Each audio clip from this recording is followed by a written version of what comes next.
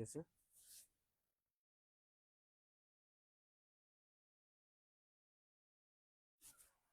আসসালামু আলাইকুম। কেমন আছি সবাই? আশা করি সবাই অনেক বেশি ভালো আছে। আমাদের আজকের ক্লাস হচ্ছে নাটক। এবং তোমরা জানো উপন্যাস এবং নাটক এই দুটো জিনিস পড়তে গিয়ে মাথা একদম ধরে যায়। বাট আজকে ক্লাসটি হবে তোমার লাইফের সেরা ক্লাস। কারণ নাটক একটু একটু পড়ছো, পুরোটা পড়ার সময় তোমাদের হয় নাই। বাট আমি আজকের একটা ক্লাসে তোমার নাটকের যা আছে টোটাল জিনিসে তোমার মাথায় দিয়ে দিব। হ্যাঁ, অন্তত তুমি সৃজনশীল লিখতে পারবা একটা, পাশাপাশি নাটক থেকে যে এমসিকিউ আসবে এগুলো পারবা, অনুধাবন প্রশ্ন আসবে এগুলো পারবা। এবং জানো যে বিশ্ববিদ্যালয়, ঢাকা বিশ্ববিদ্যালয়ে নাটক থেকে একটা অথবা দুইটা প্রশ্ন আসে। এছাড়াও অন্যান্য যত পাবলিক বিশ্ববিদ্যালয় আছে সকল পাবলিক বিশ্ববিদ্যালয় নাটক থেকে প্রশ্ন আসে। এই জন্য এই সিরাজউদ্দৌলা নাটকটি আমাদের জন্য অনেক বেশি ইম্পর্টেন্ট, অনেক বেশি ইম্পর্টেন্ট, অনেক বেশি ইম্পর্টেন্ট। ওকে, চলো আমরা ক্লাস স্টার্ট করব। এই মুহূর্তে আমি কিছু কমেন্ট নিব, তোমরা কেমন আছো, আর সবাইকে একটু মেনশন দিয়ে দিব যেন দ্রুত ক্লাসে চলে আসে। ওকে,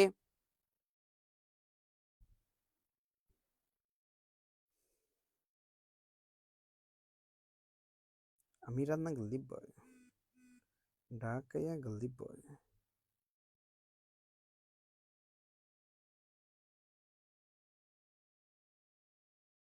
এই রান্না, এই রান্না, এই রাজ, চল স্কুলে চল।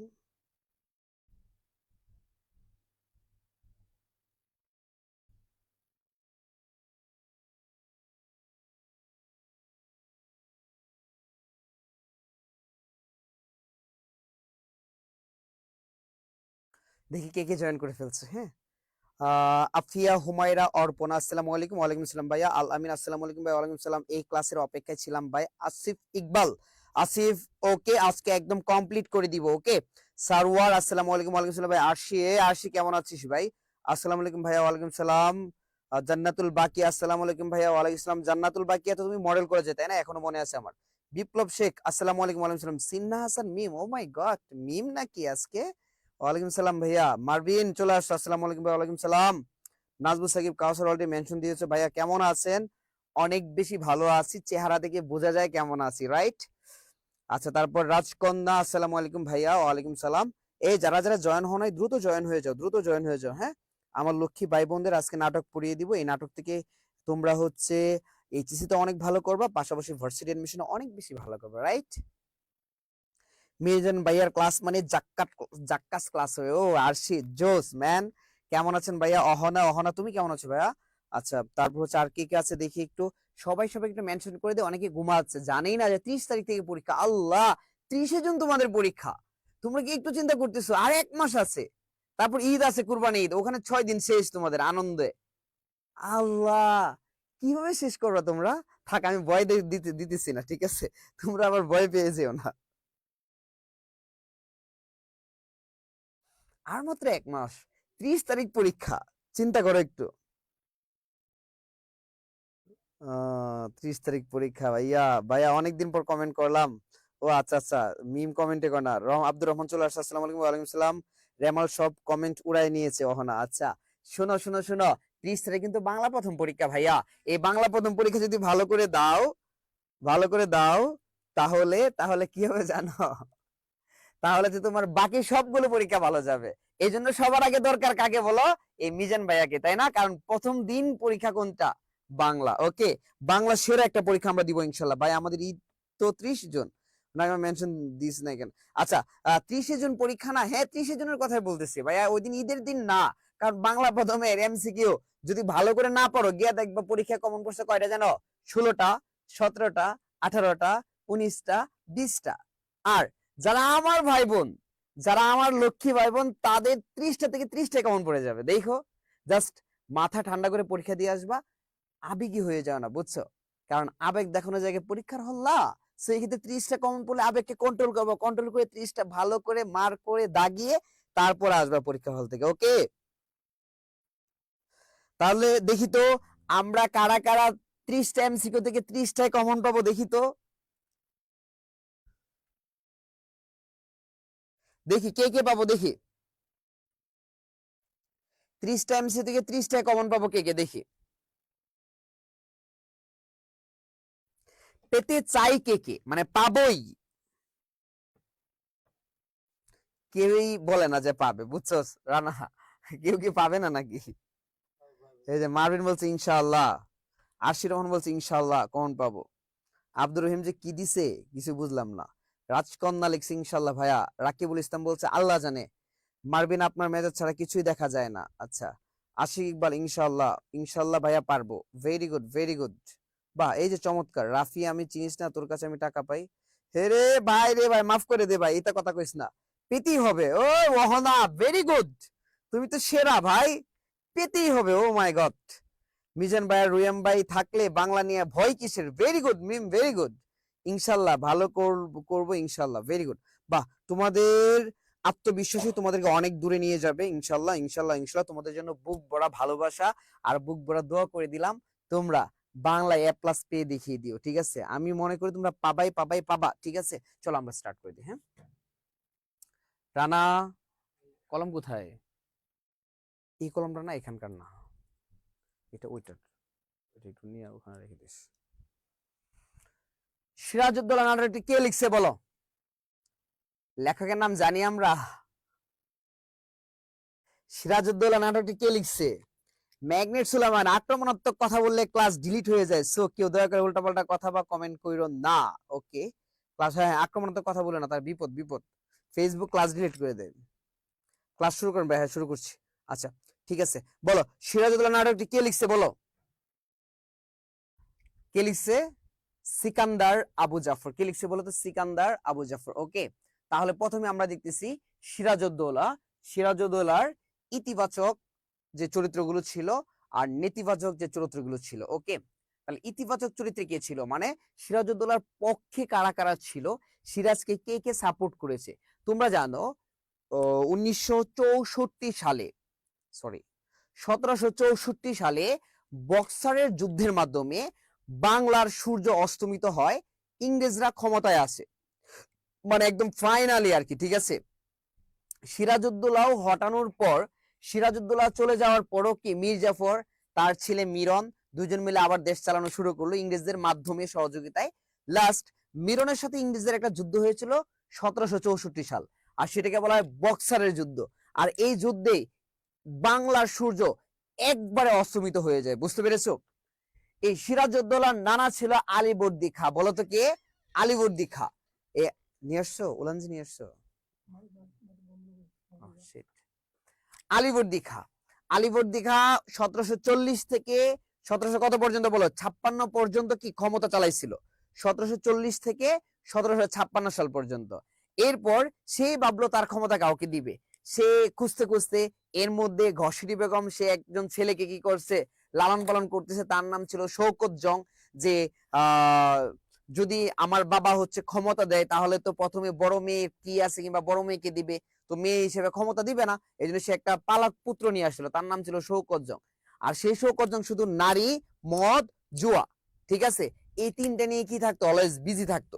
যাই হোক, সিরাজকে আলীবর্দী খাঁ প্রথমে একটা পরীক্ষা করেছিল। কি পরীক্ষা বলতো? তার মেয়ে ঘসিটি বেগম বিয়ের পর একজনের সাথে কি প্রেম করতেছিল, বুঝছো? তো এই যে প্রেম করতেছিল, এই প্রেমের সুবাদে দায়িত্ব দেওয়া হয়েছে কাকে বলতো? সিরাজকে, যে দেখে আসো যে কি অবস্থা। সিরাজ গিয়ে কি করছো, ঘসিটি বেগমের যে বয়ফ্রেন্ড ছিল তাকে একদম খুন করে ফেলছে, হত্যা করে ফেলছে। তো এই যে সাহস, এটা দেখার পরে আলীবর্দী খাঁ ভাবলো, না, এর মতো ছেলে কি আমার দরকার, এই হচ্ছে কি আমার সাম্রাজ্যকে কি আরো সুপ্রতিষ্ঠিত করতে পারবে। তারপর দায়িত্ব দেওয়া হলো সিরাজকে। সিরাজ দায়িত্ব পাওয়ার পর পরেই দেখো কত ঝামেলা, ঠিক আছে? প্রাসাদ ষড়যন্ত্র, তারপর যে তোমার কি প্রাসাদ ষড়যন্ত্রের পাশাপাশি তোমার রাজ্যের ভিতরে যে ষড়যন্ত্র, তারপর যে পারিবারিক ষড়যন্ত্র, তারপর ইংরেজদের ষড়যন্ত্র, সব মিলিয়ে অনেক বেশি একটা ঝামেলায় পড়ে গেছে কে বলতো? সিরাজ। আর সিরাজের তখন বয়স ছিল কত, 22 নাকি 23 বলো? সিরাজ এই 23 বছর বয়সে কি ক্ষমতার অধিকারী হয়, এবং এই 23 বছর বয়সে সে বুঝতে পারে না যে এত বেশি মানে কি ষড়যন্ত্র। সে যদি এর আগে বুঝতে পারতো তাহলে এত ঝামেলা হতো না। হ্যাঁ, আচ্ছা, সিরাজের ইতিবাচক মানে সিরাজের পক্ষে কারা কারা ছিল? সিরাজের পক্ষে ছিল তোমার মোহনলাল। কে ছিল বলতো? মোহনলাল ছিল। মীর মর্দান কে ছিল? মীর মর্দান ছিল। লুৎফুন্নেসা কে ছিল বলতো? লুৎফুন্নেসা। লুৎফুন্নেসা কে বলতো? সিরাজের স্ত্রী। এই লুৎফুন্নেসা কে বলতো? সিরাজের স্ত্রী ছিল। আমিনা বেগম। আমিনা বেগম কে বলতো? সিরাজের মা হয়। রাইসুল জোহালা কে? রাইসুল জোহালা। রাইসুল জোহালা হচ্ছে সিরাজের প্রধান গুপ্তচর। সিরাজের প্রধান গুপ্তচর কে? বলো। রাইসুল জোহালা। সিরাজের প্রধান গুপ্তচর কে? বলতো। রাইসুল জোহালা। ওকে, তাহলে সিরাজের পক্ষে কারা কারা ছিল আমার সাথে বলো। মোহনলাল। সবাই বলো, এই সবাই বলতে হবে, যে যেখানে আছে ওখান থেকে মুখে উচ্চারণ করে বলো।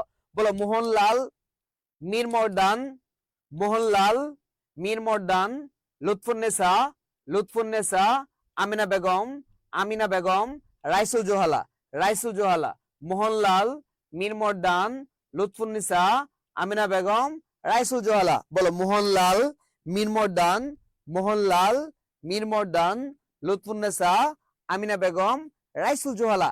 এরা ছিল কি বলতো? সিরাজের পক্ষে। এরা কি ছিল বলতো? সিরাজের পক্ষে। ওকে, নেতিবাচক, দেশীয় দোসর। তাহলে এরা ছিল বাংলাদেশ, মানে বাংলায় থেকে, বাংলা, বিহার, উড়িষ্যার এই তিনটা নবাব ছিল কে বলতো? সিরাজ।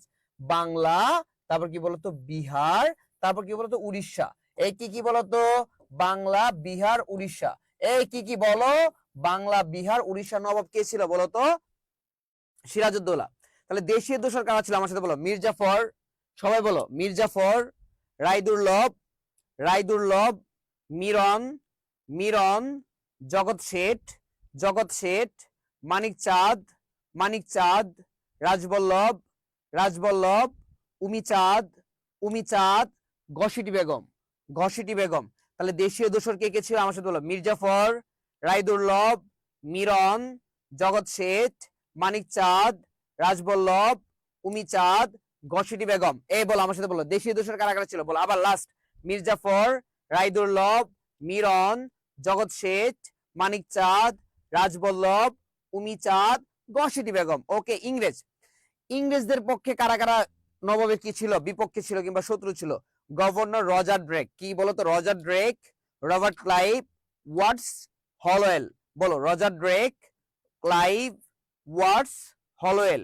রজার ড্রেক, ক্লাইভ, ওয়াটস, হলওয়েল। তাহলে এই ইংরেজের শত্রু কে কে ছিল? মানে নবাবের বিপক্ষে ইংরেজের শত্রু কারা কারা ছিল বলতো? ইংরেজ শত্রু রজার ড্রেক, রবার্ট ক্লাইভ, ওয়াটস, হলওয়েল। এই পর্যন্ত কি আমরা সবাই ক্লিয়ার? এই সবাই কি ক্লিয়ার? এটা হচ্ছে তোমার, যদি না জানো তাহলে তুমি নাটকে বুঝবা না, ঠিক আছে? এই টোটাল জিনিসটা কি ক্লিয়ার? যদি ক্লিয়ার থাকে সবাই একটু ইয়েস লিখি, সবাই একটু ইয়েস লিখি।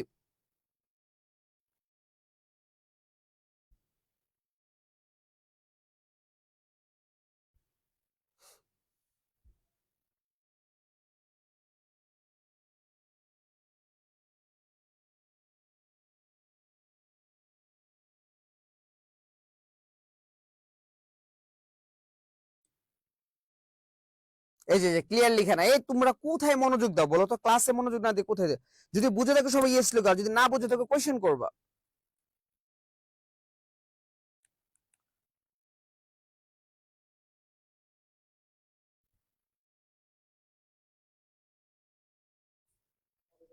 ওকে, তাহলে এটা আমাদের ক্লিয়ার। ওকে, আমরা চলে যাচ্ছি এর পরের স্লাইডে। হ্যাঁ,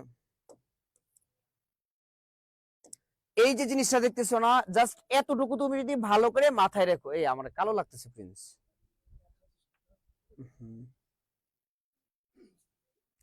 এই শোনো, জাস্ট এতটুকু থেকে তোমরা এই এইচএসসি পরীক্ষায় একটা অথবা দুইটা প্রশ্ন পাবা। পাশাপাশি ঢাকা বিশ্ববিদ্যালয় সহ ভাষাই তো না, কেমন যেন লাগতেছে, ওট লাগতেছে।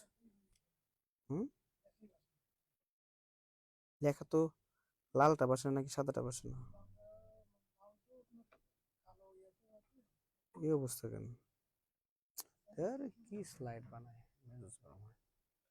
দেখো এই এতটুকু থেকে বিভিন্ন বিশ্ববিদ্যালয়ে মানে পরীক্ষায় প্রশ্ন পাবা, পাশাপাশি এইচএসসি তো পাবা। জাস্ট এই অংশটা, এই অংশটা অনেক বেশি ইম্পর্টেন্ট, অনেক বেশি ইম্পর্টেন্ট, অনেক বেশি ইম্পর্টেন্ট। হ্যাঁ, কখনো ভুলবা না। ওকে, আমি ভালো করে বুঝিয়ে দিচ্ছি। দেখো, তাহলে এই নাটকের মোট দৃশ্য কয়টা বলো? 12টা।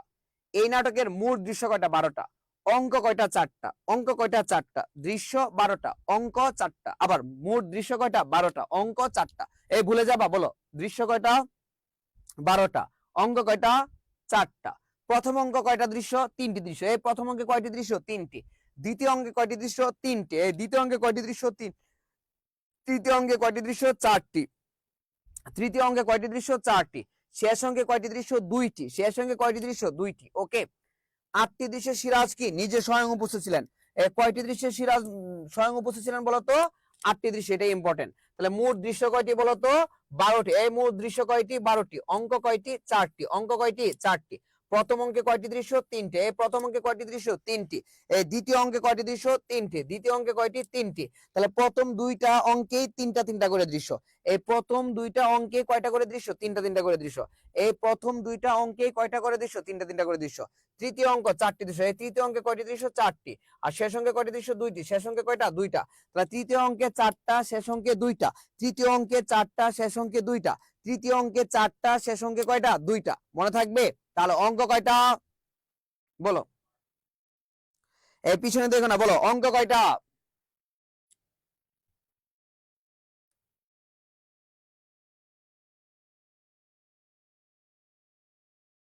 বলো অঙ্ক কয়টা? অঙ্ক কয়টা?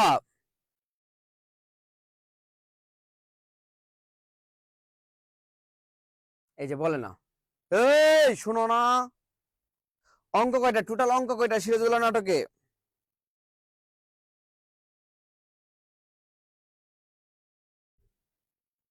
4টা। ঠিক আছে, আচ্ছা। দৃশ্য কয়টা? দৃশ্য একবার করে, একবার করে কমেন্ট লিখে ফেলো, তাহলে তোমার মাথায় চলে আসবে, মুখস্থ হয়ে যাবে। ঠিক আছে, দৃশ্য কয়টা বলো? দৃশ্য কয়টা? 12টা। দৃশ্য কয়টা? 12টা।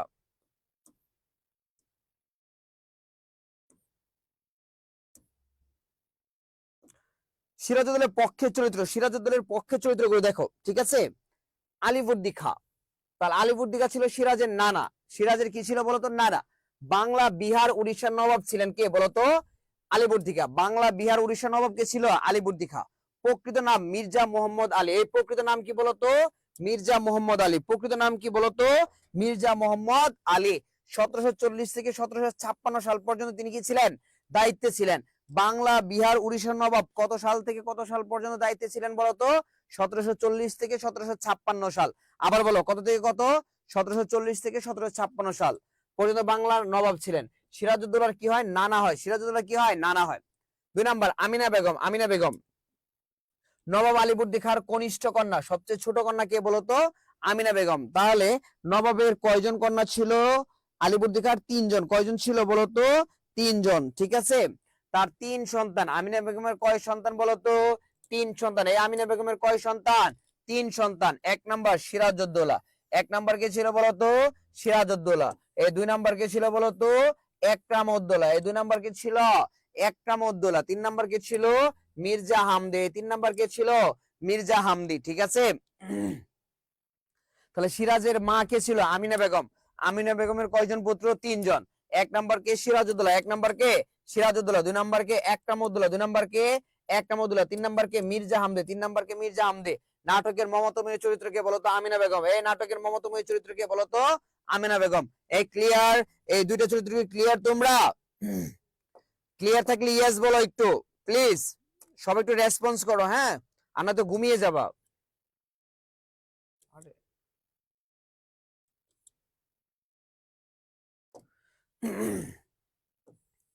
3 নাম্বার ছিল রাইসুলজওয়ালা। 3 নাম্বার কে বলতো? রাইসুলজওয়ালা। রাজারাম সিং এর ছোট ভাই নারায়ণ সিং। তাহলে বলো, রাজারাম সিং এর ছোট ভাইয়ের নাম কি? নারায়ণ সিং। রাজারাম সিং এর ছোট ভাইয়ের নাম কি বলতো? নারায়ণ সিং। সিরাজের প্রধান গুপ্তচর। এই সিরাজের প্রধান গুপ্তচরের নাম কি বলতো? নারায়ণ সিং। সিরাজের প্রধান গুপ্তচরের নাম কি বলতো? নারায়ণ সিং। ওকে, ক্লাইভের নির্দেশে তাকে গুলি করা হয়। এই কার নির্দেশে রাইসুলজওয়ালাকে গুলি করা হয়? ক্লাইভের নির্দেশে। এই কার নির্দেশে গুলি করা হয়? ক্লাইভের নির্দেশে। উমিচাঁদের চিঠি ক্লাইভের ক্লাসে দিতে গেলে ক্লাইভ থেকে গুপ্তচর কিনা জানতে চায়। সে ভুলে শব্দটি গুপ্তচর শোনে। এই কি শুনে বলতো? গুপ্তচর শুনে ও প্রতিবাদে ক্লাইভকে বলে ইউ শাট আপ। সাথে সাথে ক্লাইভ তার গর্দান নিতে চায়। তাহলে ইউ শাট আপ কে বলছে বলতো? রাইসুলজওয়ালা। আর রাইসুলজওয়ালা সব ধরনের কি চরিত্র অভিনয় করতে পারতো, সব ধরনের চরিত্র অভিনয় করতে পারতো।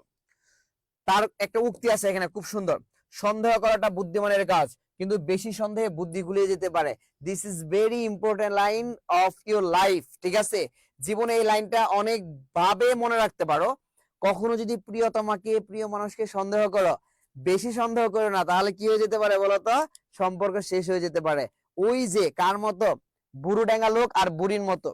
বুড়োডাঙ্গা লোক বুড়িকে অনেক বেশি সন্দেহ করত, আর এটার জন্য তাদের লাইফটা কি লাস্ট পর্যন্ত একসাথে থাকতে পারে নাই। এই বুড়ো এই মানে এই সন্দেহের জন্য একটা সময় বিচ্ছিন্ন হয়ে সেই এলাকা ছেড়ে চলে যায়, বুঝতে পারছো? তার মানে সন্দেহ করবা এটা ঠিক আছে, কিন্তু বেশি সন্দেহ করে না। আর বেশি সন্দেহ যদি করো তাহলে সম্পর্কটা কি হয়ে যেতে পারে, শেষ হয়ে যেতে পারে। তোমরা কি কাউকে সন্দেহ করো? কি রে তোরা কমেন্ট করছ না কেন?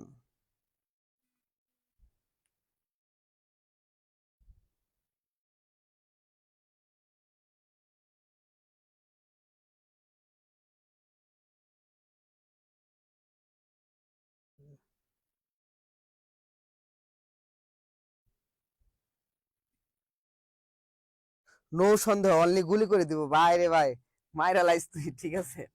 এ দেশ থেকে এ দেশকে ভালোবেসেছি, গুপ্তচরের কাজ করছি দেশের স্বাধীনতার খাতিরে, সে কি বেইমানের চেয়ে খারাপ?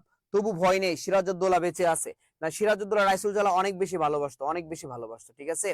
সিরাজউদ্দৌলা নাটকের প্রধান চরিত্র, উমরে ডাক দাও তো। সিরাজউদ্দৌলা নাটকের প্রধান চরিত্র, নাটকের প্রধান চরিত্রকে বলতো সিরাজউদ্দৌলা। পিতা জয়নুদ্দিন, তাহলে সিরাজউদ্দৌলার পিতার নাম কি বলতো? জয়নুদ্দিন। মাতা আমিনা বেগম, মাতার নাম কি বলতো? আমিনা বেগমের জ্যেষ্ঠ পুত্র কি ছিল? জ্যেষ্ঠ পুত্র সিরাজউদ্দৌলা, জ্যেষ্ঠ মানে বড়, তাহলে আমিনা বেগমের জ্যেষ্ঠ পুত্র কি ছিল বলতো? সিরাজউদ্দৌলা। 1733 সালে জন্ম এবং 1756 সালে সিংহাসনে বসেন, ঠিক আছে? তাহলে জন্ম কত সালে বলতো? 1733 সালে, ঠিক আছে? আর ক্ষমতায় বসছে কত সালে বলতো? 1756 সালে।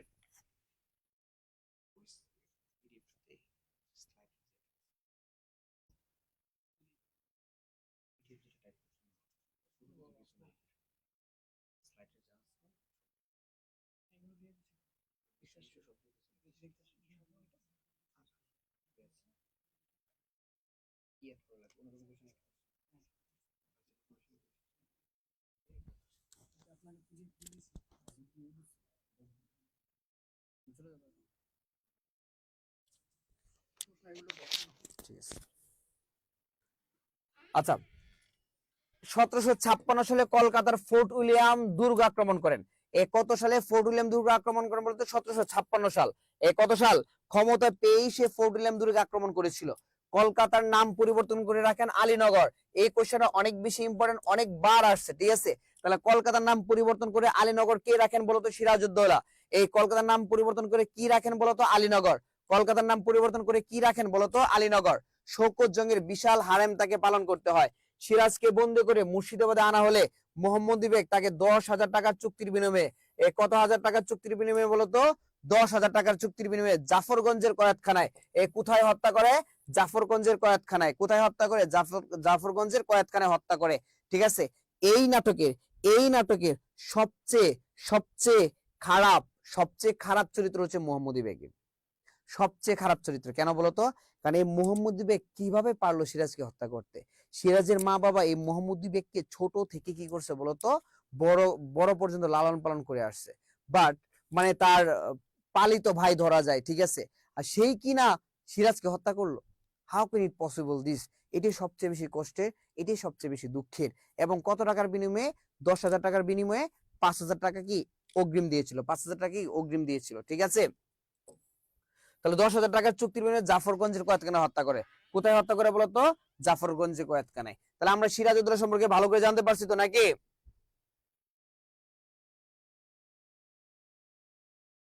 সিরাজের উপাধি নবাব মনসুরুল মুলুক সিরাজউদ্দৌলা শাহ কুলি খাঁ মির্জা মোহাম্মদ হায়াত জং বাহাদুর। গড়ের লোক তার কয়টা উক্তি আছে? গড়ের লোক অবিশ্বাসী হলে বাইরের লোকের পক্ষে সবই করা সম্ভব। Oh my god, this is very important line, this is very important line. কি কইছে কথাটা দেখছো? যে ঘরের লোক যদি অবিশ্বাসী হয় তাহলে বাইরের লোকের পক্ষে সবই সম্ভব। কথা কিন্তু সত্যি, মারাত্মক সত্যি, বুঝছো? তার মানে আগে ঘরের মানুষ ঠিক করো, পরে বাইরের মানুষ। আর ঘরের মানুষের মধ্যে অসুবিধা হলে লাইফ একদম শেষ কিন্তু, বুঝছো? তাহলে ঘরের লোক অবিশ্বাসী হলে বাইরের লোকের পক্ষে কি সব করাই সম্ভব। তোমার খুব কাছাকাছি বহুদিন আসতে পারি না, আমাদের মাঝখানে একটি রাজত্বের দেয়াল। মাঝে মাঝে ভেবেছি যদি এই বাধা দূর হয়ে যেত। ওফ, কার উক্তি বলতো? লুৎফুন সিরাজের উক্তি। তুমি কাকে বলছো বলতো? লুৎফুন্নেস থেকে বলছে যে তার কাছাকাছি বহুদিন আসতে পারে না, মাঝখানে একটা রাজত্বের দেয়াল, মাঝে মাঝে ভাবছে যে বাধা যেন দূর হয়ে যায়। আজ আমার ভরসা আমার সেনাবাহিনী শক্তিতে নয় মোহনলাল, আমার একমাত্র ভরসা আগামীকাল যুদ্ধের ক্ষেত্রে বাংলা স্বাধীনতা মুছে যাওয়ার সূচনা দেখে মির্জাফর রায়দুল্লভ মনোযোগী দেশপ্রীতি জেগে ওঠে সেই সম্ভাবনাটুকু। মানে কি পরিমাণ ভালো মানুষ হলে সেই কথাটা বলতে পারে যে আজ আমার ভরসা আমার সেনাবাহিনী শক্তিতে নয়, মানে সেনাবাহিনী যে যুদ্ধ করবে এটার উপর তার শক্তি না, শক্তি কি জানো, যে মোহনলাল, রাজবল্লভ, রায়দুল্লভরা যদি একটু মায়া দয়া থাকে, এই মায়া দয়া যদি তারা যুদ্ধে আসে, সেটাই কি বলতো আমার গর্বের ব্যাপার, সেটাই কি আমার গর্বের ব্যাপার। একটি পথ সিপাহসালার দেশের কল্যাণ, শুধু এই একটি পথে আমরা উভয়ের কাছাকাছি আসতে পারি। মীর জাফরের প্রতি প্রাণের বই আমি পালাইনি। তাহলে এটা কি মীর জাফরকে উদ্দেশ্য করে বলেছে, ঠিক আছে। তাহলে সিরাজের উপদি এবং কিছু উক্তি আমি বলে ফেললাম, তোমরা অলরেডি বুঝতে পেরেছো, ওকে। তারপর দেখো লুৎফুন্নেসা। লুৎফুন্নেসা কে ছিল? সিরাজের স্ত্রী। নবাব সিরাজউদ্দৌলার স্ত্রী ছিল, মির্জা ইরিজ খানের কন্যা। এ কার কন্যা ছিল বলতো? মির্জা ইরিজ খানের কন্যা। তাহলে লুৎফুন্নেসা কার কন্যা ছিল? মির্জা ইরিজ খানের কন্যা। মিরন তাকে বিয়ে করতে চাইলে জবাবে তিনি বলেন, ওফ এ মেয়েরা, তোমরা এই লাইনটা মুখস্থ করতে পারো। দারুণ একটা কথা বলছে, বুঝছো? দারুণ একটা কথা বলছে। মেয়েরা, বিশেষ করে মেয়েরা এই লাইনটা মুখস্থ করতে পারো, ঠিক আছে, এই যে এই পর্যন্ত আর কি। হ্যাঁ, যে আমি চিরকাল হাতির পিঠে চড়ে বেড়েছি, সে আমি কি করে গাধার পিঠে চড়ে বেড়াবো? ও মাই গড, কি কথাটা বলছে দেখছো? বুঝছো তো নাকি? এভাবে কথা বলতে হবে, এত সুন্দর করে কথা বলবো, কেন বকাঝকা করবা? বলছে কি যে আমি চিরকাল হাতির পিঠে চড়ে বেরিয়েছি, সে আমি কি করে গাধার পিঠে চড়ে বেড়াবো? কাকে উদ্দেশ্য করে বলছে বলতো? মিরনকে। এই লাইনটা শোনার পর কার কেমন লাগতেছে দেখি তো একটু।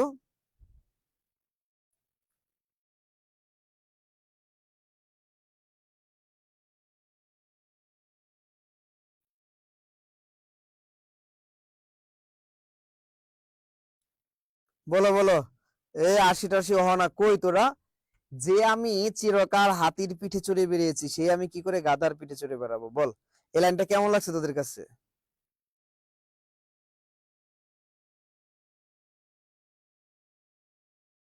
আসলে সেরা একটা লাইন। তোরা চাইলে এটা কি করতে পারস, বলতে পারস। সিরাজকে বন্দি করে মুর্শিদাবাদে আনা হয় এবং লুৎফাকে আনা হয় কোথায় বলতো? ঢাকায়। তাহলে সিরাজকে বন্দি করে কোথায় নেওয়া হয়? মুর্শিদাবাদে। আর লুৎফাকে কোথায় বলতো? ঢাকায়। লুৎফাকে কোথায় বলতো? আমাদের ঢাকায়। লুৎফাকে কোথায়? আমাদের ঢাকায়। মোহনলাল, সিরাজের দুইজন বিশ্বস্ত সেনাপতি ছিল, একজন হচ্ছে মোহনলাল আর একজন হচ্ছে মীর মর্দান। কে কে ছিল বলতো? মোহনলাল আর কে ছিল বলতো? মীর মর্দান। মোহনলাল আর কে ছিল বলতো? মীর মর্দান। নবাবের একজন বিশ্বস্ত সেনাপতি কে বলতো? মোহনলাল। শৌকত জঙ্গের বিরুদ্ধে লড়াইয়ে তিনি সেনাপতি দায়িত্ব পালন করেন। সিরাজ তাকে দেওয়ান খার পেশকার বানিয়েছিলেন। পলাশির প্রান্তরে যুদ্ধ বন্ধ করতে চাননি। ক্লাইভের আদেশে তাকে গুলি করে হত্যা করা হয়। তার বিখ্যাত উক্তি, আমার শেষ যুদ্ধ পলাশিতেই। তাহলে মোহনলাল ওই যুদ্ধে মারা গেছিল। সে কি বলছিল? যে আমার শেষ যুদ্ধ কোথায় বলতো? পলাশিতে। আমার শেষ যুদ্ধ কোথায় বলতো? পলাশিতেই। দেখো, মীর মর্দান একজন কৌশলী যোদ্ধা ও দেশপ্রেমিক সেনাপতি। তাহলে আবারও বলতেছি, সিরাজের দুইজন বিশ্বস্ত সেনাপতি ছিল, নাম কি কি? মোহনলাল, মীর মর্দান। নাম কি কি? মোহনলাল, মীর মর্দান। নাম কি কি? মোহনলাল, মীর মর্দান। নাম কি কি? মোহনলাল, মীর মর্দান। সিরাজের দুজন বিশ্বস্ত সেনাপতির নাম কি কি বলো?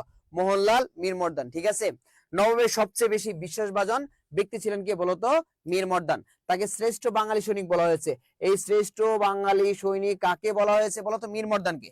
শ্রেষ্ঠ বাঙালি সৈনিক কাকে বলা হয়েছে বলতো? মীর মর্দানকে। পলাশির প্রান্তরে গুলিবিদ্ধ হয়ে মারা যান। তার বিখ্যাত উক্তি, ইংরেজদের ঘায়েল করতে মোহনলাল, সাফরে আর আমার বাহিনী যথেষ্ট। আমার প্রাণ থাকতে নবাবের কোনো ক্ষতি হতে দিব না।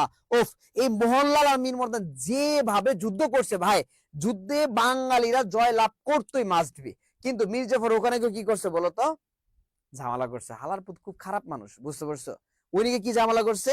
সিরাজকে ডাইকাই না বলতেছে যে দেখেন আপনারা তো পারবেন না, আপনি এক কাজ করেন, আপনি তো দেশপ্রেমিক মানুষ, অনেকেই আপনার সাথে যুদ্ধ করবে, যেহেতু সেনা সৈনিকরা আসতেছে না, আপনি তাদেরকে নিয়ে আসেন, আইসে যুদ্ধ করেন, একদিন পারলে রেস্ট নেন। এই কথাটা বলার পর সিরাজ ভাবছে কি এটা তো আসলে ভালো কথা বলছে, যাই আমি সবাইকে নিয়ে আসি। তখন মোহনলাল মীর মর্দানকে ডাইকা বলতেছে, যুদ্ধ এখানে থামাও, আমরা এটা আবার কার্যকর করব, চলো আমরা মানে কাউকে নিয়ে আসি। তখন এই কথা বলছে, তখন যুদ্ধ প্রায় আমরা জিতে যাচ্ছি, তখন ইংরেজরা এসে একদম ঝাঁপায়া পড়া মোহনলাল মীর মর্দানকে একদম শেষ করে দিয়েছে। নিপীড়িত ব্যক্তি, লবণ বিক্রি না করায় কুঠির লোকজন তার বাড়িঘর জ্বালিয়ে দেয়, তার গর্ভবতী স্ত্রীর উপর ইংরেজরা শারীরিক নির্যাতন করে ও খুন করে ফেলে। দিস ইজ ভেরি প্যাথেটিক একটা ব্যাপার, ভেরি প্যাথেটিক। কি বলতো? নিপীড়িত ব্যক্তি, এনে একটা কাহিনী আছে, গল্প আছে। গল্প আমি একটু বলি, তোমরা মনোযোগ দিয়ে শোনো। গল্পটা হচ্ছে যে ইংরেজরা খুব খারাপ। ওরা কি করছে? বাংলাদেশে আসলে 1600 সালে ইস্ট ইন্ডিয়া কোম্পানি গঠন করলো, ঠিক আছে। আসছে বিজনেসের উদ্দেশ্যে, কিন্তু বিজনেসের উদ্দেশ্যে এসে তারা কি করতেছে, মানে নিয়মিত নিয়মিত আমাদের উপর অত্যাচার করতেছে। কিভাবে অত্যাচার করতেছে? আমাদের জিনিসই তারা কি করতেছে, কম দামে কিনে নিতেছে, নিয়ে তারপর তারা স্টক রাখতেছে, রেখে আর এটা বাজারে ছাড়ে না। তখন দেখা যায় আমাদের খুব কষ্ট হয়, আমরা বিভিন্ন জিনিস পাই না, অলওয়েজ পাই না, সচরাচর পাই না। তো তারা কি করলো, একজন নবাব, তার নামটা আমি ভুলে গেছি, সে হঠাৎ করে অসুস্থ হলো। অসুস্থ হওয়ার পর বাংলার সকল চিকিৎসা নিছে, কিন্তু সে সুস্থ হয় নাই, বুঝছো? তখন এই যে হলওয়েল চিকিৎসক জন জেফনিয়া, ঠিক আছে, এই জন জেফনিয়া হলওয়েল কি করলো, তাকে সুস্থ করে তুললো। তোলার পর সে নবাব বলতেছে যে তুমি কি চাও বলো। সে বলতেছে নর্মালি আমরা বাঙালিরা কি চাই, নগদ টাকা। আমরা কখনো সম্মান দেখি না, আমরা কখনো লং টাইম চিন্তা করি না যে সারা জীবন কার সাথে আমরা সুখী হতে পারবো। আমরা ভাবি কি এখন আজকে বিকেলে কার সাথে সুখী হতে পারবো, তার সাথে আমি ঘুরতে যাব। কালকে কার সাথে সুখী হতে পারবো, কালকে তার সাথে ঘুরতে যাব। কিন্তু একজন মানুষের সাথে থেকে সারাটা জীবন যে তুমি যদি সুখে, মানে সুখ পেতে চাও, তাহলে ওভাবেই তোমার ভালোবাসতে হবে। কিন্তু আমাদের মধ্যে সেই ভালোবাসাটা নাই। এই সেম হচ্ছে ইংরেজরা, বুঝতে পারছো? তারা কি করলো, লং টাইম চিন্তা করছে, লং টাইম চিন্তা করছে। তারা কিন্তু শর্ট টাইম আমাদের মতো চিন্তা করে নাই। লং টাইম কি চিন্তা, যে নবাব যখন বলছে, বলার পর সে বলতেছে যে আপনি এক কাজ করেন, আমাদেরকে ব্যবসার সুযোগ দেন, আমাদের থেকে ট্যাক্স নিয়েন না, আমাদেরকে বিজনেসের সুযোগ দেন, আমাদের কাছে ট্যাক্স নিয়েন না, ঠিক আছে? এটাতে সে রাজি হয়ে যায়। রাজি হওয়ার পর তারা অবাধে বিজনেস করে, এবং এটা পরবর্তীতে আলীবর্দী খাঁ শুনছিল, পাত্তা দেয় নাই, মানে থাক, মানে ট্যাক্স নিতে হবে না। পরে যখন সিরাজ দায়িত্বে আসে, তখন সিরাজের সাথে এটা নিয়ে সবচেয়ে বড় কি ঝামেলা হয়, যে সিরাজ অল্প বয়সে নবাব হয়ে গেছে, ইংরেজদের এটা ভালোই লাগে নাই। এবং ইংরেজরা সিরাজকে, একটা থাকে না যে তোমার নবাব হয়েছে কিংবা দেশের প্রেসিডেন্ট সেক্রেটারি হয়েছে, যে ফুল টুল উপহার দিবে, যেহেতু বিজনেস করতেছে এই এলাকায়, তারা কিছুই করে নাই। তারা কোনো নজরানা দেয় নাই, কোনো উপহার দেয় নাই, কিচ্ছু দেয় নাই। তো সিরাজের প্রথম থেকে ইংরেজদের প্রতি কি ছিল, একটা বিমুখতা ছিল, বুঝতে পারছো? আচ্ছা, তখন এই লবণ ব্যক্তিটার কি কাহিনীটা, ওই এলাকায় প্রচুর পরিমাণে লবণ উৎপাদন হয়। ইংরেজরা এসে সকল এলাকার লবণ কিনে ফেলছে, একদম টোটাল এলাকার, বুঝতে পারছো? লবণ টবণ কিনে তারা স্টক করে রাখছে। তো কত দামে, ধরো লবণের কেজি হচ্ছে 10 টাকা, ওরা কিনছে 50 টাকা দিয়ে, মানে আরো 40 টাকা বেশি দিয়ে কিনছে। দ্যাট মিনস এইটাতে সব কৃষকরা কি করছে বলো, লবণ বিক্রি করে দিচ্ছে। লবণ বিক্রি করার পর এরপর একটা সময় আমাদের এই লবণ শর্ট পড়ে গেল, রান্না করতে লবণ নাই, বাজারে গিয়ে লবণ পায় না, কোথাও গিয়ে লবণ পায় না, ইত্যাদি ইত্যাদি। তখন খুব ঝামেলা চলতেছে। হঠাৎ করে এই যে একজন ব্যক্তি, তার ঘরে লবণ ছিল, সে বিক্রি করে নাই। তো আমার ব্যাপার, আমার ঘরে কি থাকবে না থাকবে এটা আমার ব্যাপার না, বাট আমি কেন বিক্রি করি না, ইংরেজরা শুনলো। শোনার পর ওই বাড়িতে আইসা এই যে লবণ বিক্রিওয়ালার যে তার স্ত্রী, তাকে ইচ্ছা মতো নির্যাতন করছে, একদম ইচ্ছা মতো নির্যাতন, শারীরিক নির্যাতন, বুঝছো? নির্যাতন করে তারা একদম হত্যা করে ফেলছে, খুন করে ফেলছে। পাশাপাশি এই যে লবণ বিক্রি করে না যে লোকটা, তারাও কি করছে, মানে গায়ের চামড়া টামড়া কাটে একদম লবণ দিয়ে দিচ্ছে, বুঝছো? মানে দিস ইজ টু মাচ, মানে খুবই খারাপ, খুবই খারাপ একটা অবস্থা এই জায়গায়। পরে এই লবণ ব্যক্তিওয়ালা সিরাজের কাছে বিচার দিতে গেছিল, তখন আবার রাজবল্লভ না রায়দুল্লাহ ভুলে গেছি, সে আবার মানে তরবারি কুশমুক্ত করছিল, তারা হত্যা করবে। কিন্তু পরে বলছে যে আমি একটা বিচার দিতে আসছি। পরে তো সিরাজ এটা শুনলো, শোনার পরে ইংরেজদের পক্ষে প্রথম যে যুদ্ধ হয় কোথায় বলতো, এই যে ফোর্ট উইলিয়াম দুর্গে আক্রমণ করে, এই সব কাহিনী নিয়ে আর কি, বুঝছো? তাহলে এই নিপীড়িত ব্যক্তিও সিরাজের পক্ষে বলতে সিরাজের কাছে বিচার চাইছে আর কি, বুঝছো?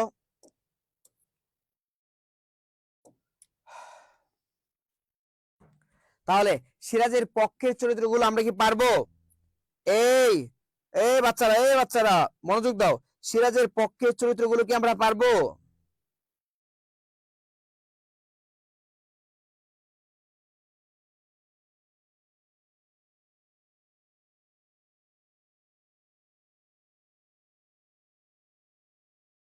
বলো বলো বলো, এ বলো না কেন?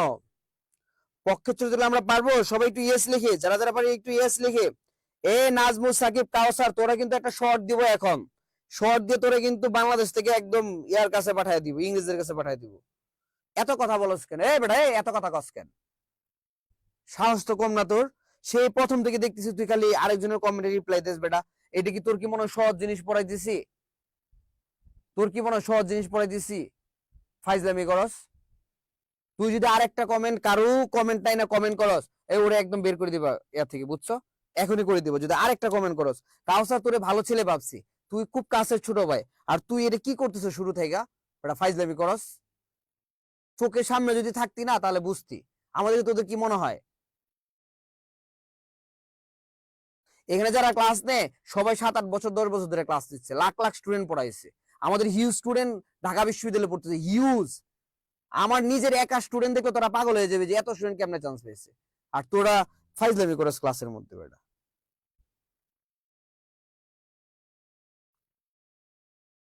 এই জিনিসগুলো খুব খারাপ। এরপরে যদি কারো কমেন্টে কেউ কমেন্ট করছে একদম ইয়া থেকে বের করে দেবো, গ্রুপ থেকে বের করে দেবো, আর জীবনে ক্লাস করতে পারবো না।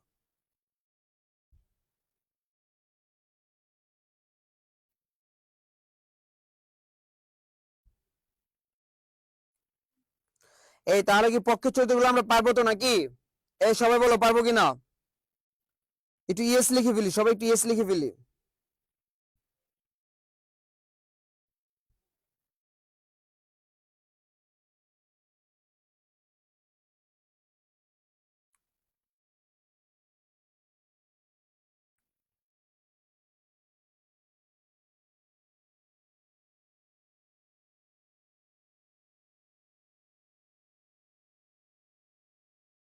চলো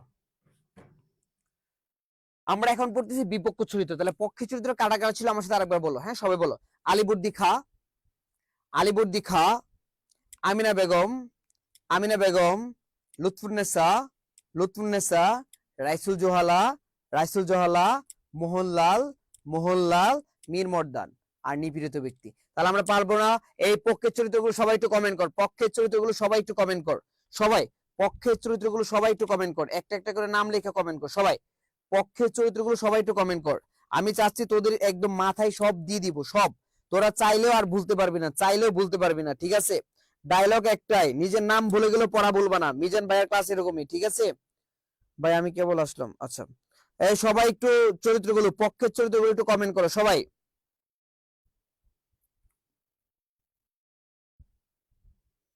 সবাই একটু পক্ষের চরিত্রগুলো কমেন্ট করো।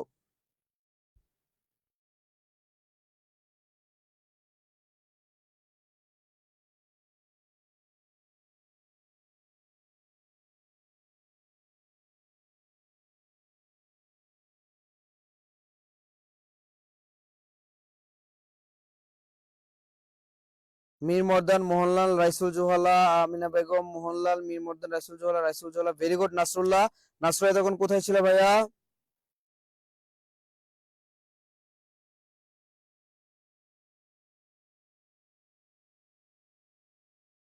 এই কাউসারকে বের করো এখনই, নাজমুস সাকিব কাউসার, হুম, একদম ব্যান করে দাও।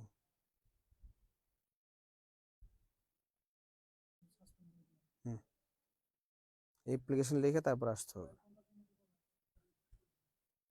কয়েক ঘন্টা না, একবারে বের করে দাও।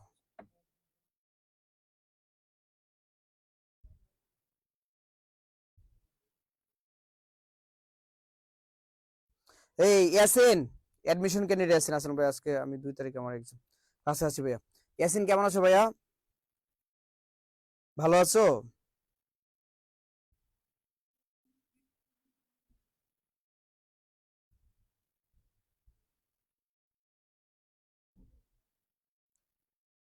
ইয়াসিন কিন্তু আমাদের এখান থেকে পড়ে, ইয়াসিন কোথায় কোথায় চান্স পেয়েছো জানি ভাইয়া, একটু বলো তো দেখি, কমেন্টে বলে দাও।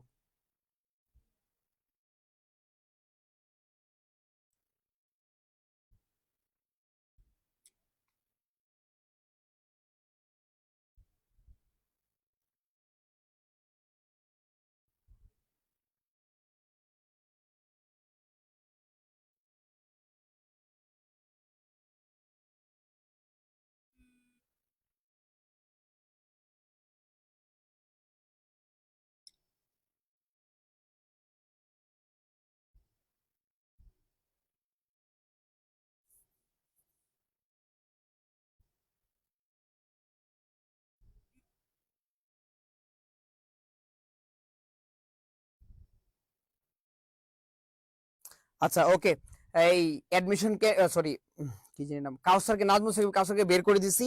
তোমরা কখনো কারো কমেন্ট না কমেন্ট করবে না, ঠিক আছে? এই তোমার মারামারি লাগবে না কমেন্টে, সবাই ক্লাস কেন্দ্রিক থাকবা, ক্লাস নিয়ে কথা বলবে, চরিত্র নিয়ে কথা বলবা, তাহলে তোমাদের এই জিনিসটা কি ভালো হবে। বাট এই যে তোমরা আরেকজনের কথায় কথা ধরো, জিনিসগুলো খারাপ। তোমাদের সময়ের মূল্য আছে, তোমরা নিজেরা বুঝছো না ভাই। যখন আধা নম্বরের জন্য ঢাকা ভার্সিটিতে চান্স পাবি না, তখন ঠিকই বুঝবি। 1 নম্বরের জন্য যখন ঢাকা ভার্সিটিতে চান্স পাবি না, তখন ঠিকই বুঝবি জীবন কত কষ্টের, বুঝছো? এখন তো বুঝবি না, যাই হোক। ইয়াসিন দুই আমি ওনার মতো হবো তাই ফেসবুক দুই। আচ্ছা আচ্ছা অ্যাডমিশন বুঝছি বুঝছি। আচ্ছা ঠিক আছে, আর কোনো কথা নাই, আমরা এখন পরে চলে যাবো আবার, ঠিক আছে?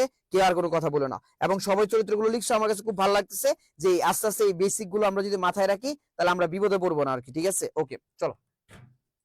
এটা বিপক্ষ চরিত্র, এক নম্বর হচ্ছে গসিটি বেগম, নবাব আলীবর্দীর জ্যেষ্ঠ কন্যা। জ্যেষ্ঠ মানে কি বলতো? বড় কন্যা। তার প্রকৃত নাম মেহেরুন্নেসা। তার প্রকৃত নাম কি বলতো?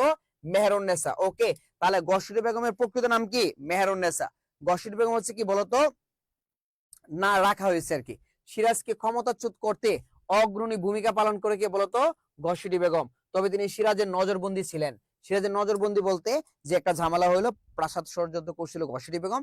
গসিটি বেগমকে এত সুন্দর করে একটা চমৎকার বুঝ দিছে, দিয়া বলতেছে আম্মু তো একা একা থাকে, আপনি চলেন আম্মুর সাথে থাকবেন। তখন গসিটি বেগম টোটালি ষড়যন্ত্রে লিপ্ত ছিল, বুঝছো? তখন ওখান থেকে তুলে আয় না একদম কি বন্দি করে রাখছে। দ্যাট মিনস প্রত্যেকটা সাম্রাজ্য তো অনেক বড় থাকে, তো ওই গসিটি বেগম আর বেরিয়ে হইতে পারে না ওখান থেকে, বুঝতে পারছো? মানে এটা সিস্টেমে আর কি বন্দি করলো। দুই নম্বর হচ্ছে ওয়ালি খান। দুই নম্বর কে বলতো? ওয়ালি খান। 1756 সালে ক্যাপ্টেন ক্লেটনকে যুদ্ধ বন্ধ করার অনুরোধ করে, ঠিক আছে? তাহলে 1756 সালে ক্যাপ্টেন ক্লেটনকে যুদ্ধ বন্ধ করার অনুরোধ কে করে বলতো? ওয়ালি খান। ইংরেজদের হয়ে যুদ্ধ করেছে কোম্পানির টাকার জন্য। ইংরেজদের হয়ে যুদ্ধ করেছে কিসের জন্য বলতো? কোম্পানির টাকার জন্য। তার বিখ্যাত উক্তি বাঙালি কাপুরুষ নয়। তাহলে তার বিখ্যাত উক্তি কি বলতো? বাঙালি কাপুরুষ নয়। কত খারাপ! ইংরেজদের সাথে টাকার জন্য যুদ্ধ করছে, আবার লাস্টে কি বলতেছে বলতো? বাঙালি কাপুরুষ নয়। তাহলে কে কাপুরুষ নয় বলতো? বাঙালি কাপুরুষ নয়। ক্লেটন, ক্যাপ্টেন ক্লেটন কে ছিল? 1756 সালে কলকাতা দুর্গ আক্রমণের সময় বাঙালি সৈন্যদের সিরাজের বিরুদ্ধে অনুপ্রাণিত করেন কে বলতো? Captain Clayton. এই ক্লেটন কি করছে বলতো? জীবনে 3 থেকে 4 বার সুইসাইড অ্যাটেম্প্ট করতে গিয়েছিল, কিন্তু সুইসাইড করতে পারে না, কিন্তু সর্বশেষ আল্লাহর রহমতে সে সুইসাইড করে মারা গেছে। মিরন, মীর জাফরের পুত্র। তাহলে মিরন কে ছিল বলতো? মীর জাফরের পুত্র। মোহনলালের গুপ্তচর তার জীবন অতিষ্ঠ করে ফেলে। তাহলে কার গুপ্তচর তার জীবন অতিষ্ঠ করে ফেলে বলতো? মোহনলালের গুপ্তচর। তার আদেশে সিরাজ ও তার ভাই মির্জা হামদিকে হত্যা করা হয়। তাহলে কার আদেশে সিরাজ ও তার ভাই মির্জা হামদিকে হত্যা করা হয় বলতো? এই মিরনের আদেশে। তাহলে কার নির্দেশে সিরাজকে হত্যা করা হয়? মিরনের নির্দেশে। কার নির্দেশে সিরাজকে হত্যা করা হয়? মিরনের নির্দেশে। মিরন কে ছিল? মীর জাফরের পুত্র। মিরন কে ছিল? মীর জাফরের পুত্র। সিরাজ মীর জাফরের মৃত্যুদণ্ডাদেশ দেখতে চাইলে মিরন উক্তি করে আসামির আবার সে অধিকার থাকে নাকি? কত খারাপ! দেখছো কি লিখছে? দেখছো যে সিরাজ মীর জাফরের মৃত্যুদণ্ডাদেশ দেখতে চাইলে,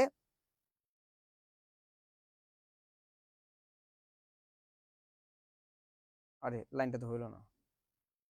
আচ্ছা, মীর জাফরের সাথে একটু দেখা করার কথা ছিল, বুঝছো? যে আমি জাস্ট একটু মীর জাফরের সাথে কথা বলবো, তখন মিরন বলছিল যে আসামির আবার সেই অধিকার থাকে নাকি, বুঝতে পারছো? আচ্ছা, তারপর দেখো মীর জাফর, এই হচ্ছে তোমার প্রকৃত চরিত্র যে বাংলার সূর্যকে অস্তমিত করে দিল। কে বলতো? মীর জাফর। এই রানা, মীর জাফর চিনস? কথা কথা বলস না তুই একটা মীর জাফর, হ্যাঁ ধোকাবাজি করে, বুঝছস? এর কারণে বাংলা, বিহার, উড়িষ্যা তার দায়িত্ব কি করছে বলতো? হারাইছে। বাংলার সূর্য অস্তমিত হয়েছে এই মীর জাফরের কারণে, বেশি লোভ থাকার কারণে, বুঝছস? এই জন্য জীবনে বেশি লোভ রাখবি না, বুঝছস? প্রকৃত নাম জাফর আলী খান। এই প্রকৃত নাম কি বলতো? জাফর আলী খান। তাহলে মীর জাফরের প্রকৃত নাম কি? জাফর আলী খান। সিরাজের প্রধান সেনাপতি। তাহলে সিরাজের প্রধান সেনাপতি কে বলতো? মীর জাফর। সিরাজের প্রধান সেনাপতি কে? মীর জাফর। পারস্য থেকে নিঃস্ব অবস্থায় হিন্দুস্তানে এসেছিল। এ কোন দেশ থেকে এসেছিল বলতো? পারস্য। পারস্য দেশ মানে কোন দেশ বলতো? ইরান। পারস্য মানে কোন দেশ বলতো? ইরান।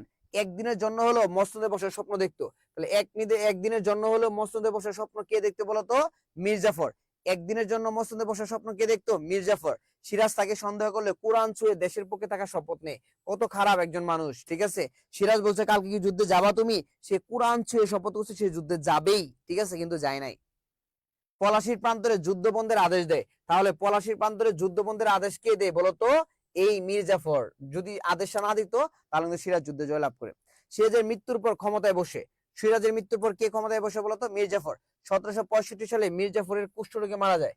কত সালে মীর জাফর কুষ্ঠরোগে মারা যায় বলতো? 1765 সাল। কত সালে মারা যায়? 1765 সাল। আমাদেরও কারো অদৃশ্য মেঘমুক্ত থাকবে না শেরজি, সবাই মিলে আমরা বাংলাদেশকে বিক্রি করে দিচ্ছি না তো। এটা কে বলছে বলতো? মীর জাফর। রায়দুল্লভ, বিহারের ডেপুটি গভর্নর জানকিরামের ছেলে কি বলতো? রায়দুল্লভ। তাহলে ডেপুটি গভর্নর জানকিরামের ছেলের নাম কি ছিল? রায়দুল্লভ। সে ছিল উড়িষ্যার পেশকার। এই কোশ্চেন অনেকবার আসছে। তাহলে উড়িষ্যার পেশকার নাম কি বলতো? রায়দুল্লভ। উড়িষ্যার পেশকারের নাম কি বলতো? রায়দুল্লভ। পরে দেওয়ানি প্রাপ্ত হয়, ঠিক আছে? সিরাজের সাথে বিরোধ থাকায় তাকে পদোন্নতি দেওয়া হয়নি। তাহলে কার সাথে বিরোধ থাকে পদোন্নতি দেওয়া হয়নি বলতো? সিরাজের সাথে বিরোধ থাকায়। ষড়যন্ত্রের পূর্বে গোপন মন্ত্রণায় একটার নামায় সই চায়, ছদ্মবেশী মিরনের দরবারে প্রবেশ করে মাসে মাসে জগৎ শেঠ থেকে টাকা নিয়ে চলে। সিরাজের পতনে জগৎ শেঠ কে ছিল বলতো? এই জগতের টাকার মানে সম্পদ, সব টাকার কি ছিল? অবস্থান ছিল জগৎ শেঠের কাছে। সে প্রচুর পরিমাণে টাকা মানে তার সম্পদ ছিল, প্রচুর পরিমাণ টাকা ছিল, প্রচুর পরিমাণে। জগতের অধিকারী বলা হয় এই জগৎ শেঠকে। সিরাজের পতনের পর তাকে সেনাপতির পদ দেওয়া হয়, এই লোভ দেখায় মিরন। তাহলে মিরন কি দেখায় বলতো? যে সিরাজ মারা গেলেই তোমাকে কি করব, সেনাপতি বানাবো। অর্থ আত্মসাতের অভিযোগে মিরন তাকে মৃত্যুদণ্ড দেয়। আর অর্থ আত্মসাতের অভিযোগে মিরন কি করে বলতো? একটা সময় রায়দুল্লভকে মৃত্যুদণ্ড দেয়। ঠিক আছে, এই নাটক থেকে আমরা একটা কিছু বুঝতে পারি, যে আমরা যদি কারো ক্ষতি করি একটা সময় ন্যাচারালি আমরা কি ক্ষতিগ্রস্ত হব। ন্যাচারালি আমরা কি হবে বলতো? ক্ষতিগ্রস্ত হবে। এই জন্য কারো ক্ষতি করতে চাইবে না কখনো। ঠিক আছে। নবাবের দরবারে অসহায় ব্যক্তিকে দেখে তরবারে কুশবদ্ধ করেন কে বলতো? এই রায়দুল্লভ। ওই যে বলছিলাম না, নিপীড়িত ব্যক্তি, লবণ বিক্রিকারী যে ব্যক্তিটা, সে গেছিল কোথায় বলতো? এই ইয়াতে।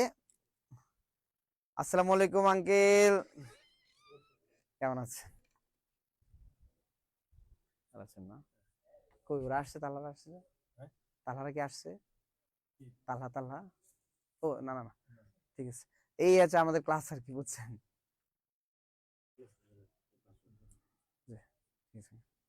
অনেকদিন পরে আসলেন। ও শালা, ভুলে ফেলছি। আচ্ছা, এক প্রজন্মের পাপের ফল অন্য প্রজন্মের ভোগ করতে হবে। ভাই আমাদের একটা সিক্রেশন সাজেস্ট করেন প্লিজ। জগৎসাদের উপদেশ হতে হচ্ছে। এই যারা মাদ্রাসা শিক্ষার্থী আছে, তোমাদের কিন্তু নাটক নাই, কিন্তু বিশ্ববিদ্যালয়ে কিন্তু নাটক থেকে একটা দুইটা প্রশ্ন আসে। আবারও বলছি, যারা মাদ্রাসা শিক্ষার্থী আছে তাদের কিন্তু নাটক, সিরাজুল নাটকটা নাই, বুঝছো? কিন্তু বিশ্ববিদ্যালয়ে প্রশ্ন আছে বলেই তোমার মনোযোগ দিয়ে পড়তে হবে, ঠিক আছে? তাহলে তরকারি কোষবুদ্ধ করেন কে বলতো? রায়দুল্লভ। কাকে দেখে বলতো? এই লবণ বিক্রি নিপীড়িত ব্যক্তিকে। হ্যাঁ, রাজবল্লভ। রাজবল্লভ বিক্রমপুরের বাঙালি বৌদ্ধ সম্প্রদায়ের লোক ছিল। তাহলে বিক্রমপুরের বাঙালি বৌদ্ধ সম্প্রদায়ের লোক কে ছিল বলতো? রাজবল্লভ। বিক্রমপুরের বাঙালি বৌদ্ধ সম্প্রদায়ের লোক কে ছিল? রাজবল্লভ। ঢাকায় জাহাজি ফৌজ বিভাগের কেরানির উপরে গভর্নরের পেশকার হয়। ঠিক আছে, ঢাকায় জাহাজি ফৌজ বিভাগের কেরানির উপরে গভর্নরের পেশকার কে হয় বলতো? রাজবল্লভ। গসিরি বেগমের স্বামী নওয়াজিশ মোহাম্মদ গভর্নর থাকা অবস্থায় রাজবল্লভ রাজা উপাধি পায়। ঠিক আছে, হুসেন কুলিকার পর সে ঢাকায় দেওয়ান হয়। এই হুসেন কুলিকা কে ছিল বলতো? এই গসিরি বেগমের বয়ফ্রেন্ড ছিল। ঠিক আছে, হুসেন কুলিকা কে ছিল বলতো? গসিরি বেগমের বয়ফ্রেন্ড ছিল হুসেন কুলিকা। এবং ঢাকা শাসন কার্য পরিচালনা করার অবস্থায় নবাবের বিরুদ্ধে ষড়যন্ত্র করে সিরাজ তাকে সন্দেহ করলে তুলসী পাতা চেয়ে দেশের পক্ষে থাকার শপথ করে। মোহনলাল তোলার কুলি সামনে দাঁড়ায়, তার চোখে কিয়ামতের ছবি বেশি ওঠে। তার মতো নবাবের রাজ ভান্ডার লুট করলে 3 কোটি টাকার বেশি পাওয়া যাবে না। জগৎ শেঠ, তার আসল নাম ফতেহে চাঁদ। তাহলে জগৎ শেঠের আসল নাম কি? ফতেহে চাঁদ। জগৎ শেঠের আসল নাম কি বলতো? ফতেহে চাঁদ। সে ছিল মানিক চাঁদের ভ্রাতুষ্পুত্র। তাহলে সে কে ছিল বলতো? মানিক চাঁদের ভাইয়ের পুত্র। মানিক চাঁদ কে ছিল? মানিক চাঁদ ছিল তোমার কি? দালাল, ব্রোকার, এক টাইপের ব্রোকার ছিল। জগৎ শেঠ কোনো নাম নয়, বরং উপাধি মাত্র। জগৎ শেঠ কি বলতো? উপাধি। কিন্তু তার আসল নাম কি বলতো? ফতেহে চাঁদ, যা 1744 সালে তাকে দেওয়া হয়। তৎকালীন বিখ্যাত ধনী ব্যক্তিত্ব, তৎকালীন বিখ্যাত ধনী ব্যক্তিত্ব কে ছিল বলতো? জগৎ শেঠ। তৎকালীন ধনী ব্যক্তিত্ব কে ছিল? জগৎ সেন। যুদ্ধের পুরো খরচ বহন করে ষড়যন্ত্রের পূর্বে নিজের স্বার্থ সম্পর্কে নিশ্চয়তা চান।